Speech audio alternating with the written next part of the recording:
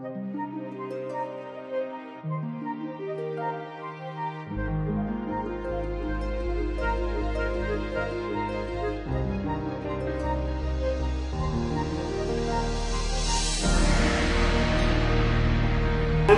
nesen bija dienas biznesā arī uzstāšanās, un tur uzņēmēji un saka, nu jā, bet latvieši jau kalpa tauta. Esmu tā dzirdēšu, ne?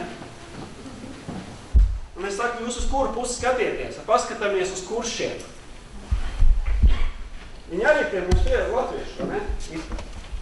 Šķir, Latvijā. Un viņiem bija Tobago piederēja. Es nesen runāju vienu kolēģi no Argentīnas, teicu, mums piederēja Tobago, Latvijas kolonija. Viņš kā? Nu tā? Viņi būvēja kuģus. Viņi valdīja Baltijas jūrā. Vikingi no viņiem baidīja. Un tad ir jautājums, tad kādi latvieši mēs gribam būt?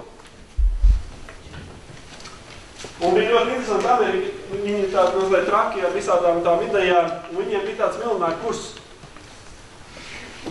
Un miljonāru kurs bija par to, ka ieeja tajā kursā bija jāparāda, ka tev ir miljons bankas kontā. Nevis kā dabūt miljonu, bet tev jau bija jābūt. Tikai tad tu varēji piedalīties. Kas bija interesanti, ko viņi novēroja, tur bija divi tipi cilvēki. Vieni, kas bija mantojuši miljonus.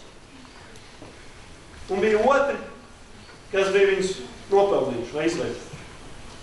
Un viņi saka, tie tās divas grupas atšķīrās kā dienu pret nakti. Jo tos, kas bija nopelnījuši, varētu iemest Āfrikas vidienē, bez nekā 3 gados viņi miljonāri atkal. Un proaktivitāte nozīmē darboties. Proaktivitāte nozīmē meklēt risinājumu jebkurā situācijā. Proaktivitāte nozīmē, ka, ja es nevaru mainīt situāciju, iespējams jāmainās man. Atcerieties, galva ir operatīvā atmiņa. Dators, esat redzējuši, galva nav cietais disks. Galva ir operatīvā atmiņa. Viņā nevajag visu sabāzt iekšā. Tad viņi lēni strādā. Ja jūs uzrakstiet, tad tās ir jūsu cietais disks labāk. Tāpēc es runāju par misiju un to vīzijas paradumu. Tāpēc, ka trešais paradums, viņš ir prioritāšu paradums. Viņš ir par disciplīnu un laiku plānu. Bet, ja jūs neziniet, kas ir jūsu prioritātes, jūs nevarat saplānot savu laiku. Jo jūs nezināt, kam pateikt nē. Jums liekas, viss ir svarīgi. Un ja jums liekas, ka viss ir svarīgi, jūs skrienat visam pakaļ. Un tāpēc, ka jūs visam skrienat pakaļ, pārējie arī redz, ka jūs skrienat visiem pakaļ un domā, ka tā arī jābūt. Un jūs esat tik aizņemti skrienot visam pakaļ, ka neredzat to, kas jums ir svarīgi. Un tāds riņķa danses sanāk. Un īstenībā es esmu redzējis tik daudz cilvēku, kad saprot, kas viņiem tiešām svarīgi, un ka viņi saka, es taču šim varu pateikt, nē, man taču nav tas svarīgi. Viņiem tik milzīgs atvieglojums. Tā kā milzīgs akums būtu novēlēs un kāds. Un es bieži konsultēju uzņēmumu valdes šajā jautājumā, un es eju pie viņiem, pie tiem vadītājiem, un viņiem prasu, vai jūsu darbinieki zina, kas ir jūsu galvenie mērķi šim gadam.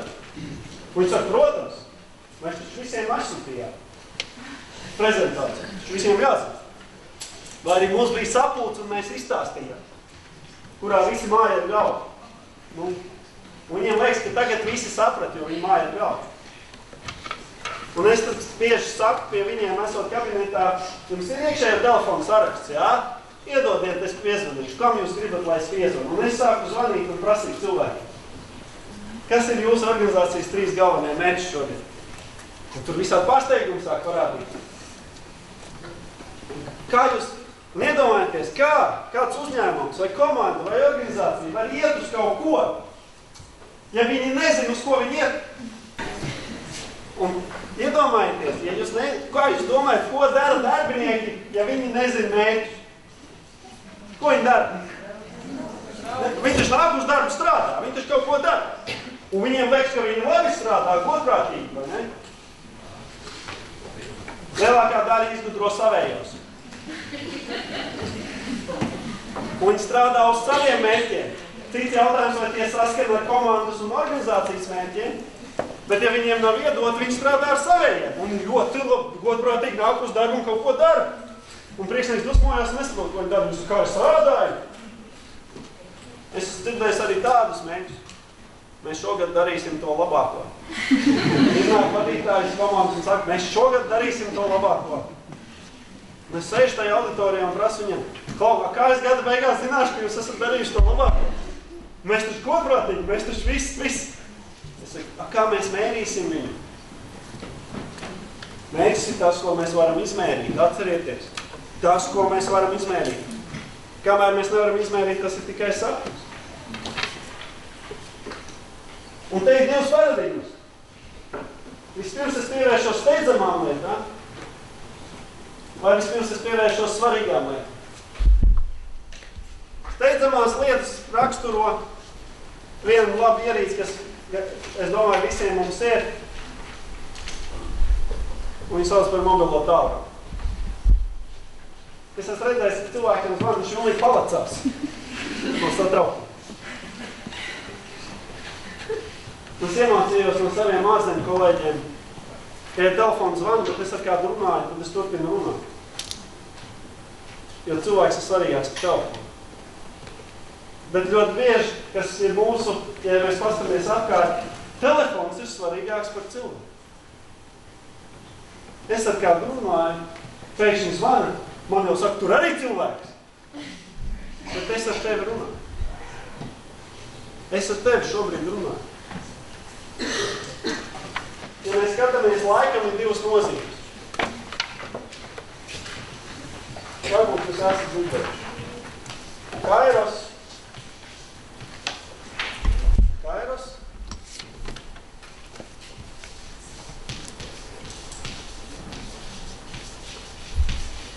Un Kronos. Kairos. Tā ir laika vērtība. Cik vērtīgs ir tas laiks, ko mēs pavadām kaut kādā pasākumā vai kaut kādā vietā. Tā ir laika vērtība, tas ir tas kompass. Vai es esmu bijis saskaņā ar to, kas man svarīgs, ar savām prioritātēm. Kronos ir visi termiņi, tabulas, tikšanās, uzdevumi, viss, kas mums ir, tiek ielikts mūsu laika grafikā, kas mums jāpaspēj, jāpagūst, jāizdara. Vai pareizāk, pēc 7 padomiem mēs izvēlamies. Statistika parāda, ka jums ir vairāk par 3 lielajiem mērķiem, iespējas sasniegt šos mērķus ir 0 iespējamība. Ja viņu skaits pārsniedz 3. Ja jums ir 3 mērķi, tad iespēja viņus izcili sasniegt ir 60% iespējamība. Tas ir pēc statistikas un varbūtības teorijas. Bet ja jums ir 5, 10 un 20, tad iespēja viņus sasniegt ir 0, tāpēc, ka jūs izkaisieties par to visu un nav fokus, nav tā spēka. Un bieži vadītājs saka, man pēc stundas vajag to atskaitu. Un man ir bijuši situācijas, man pēc stundas vajag.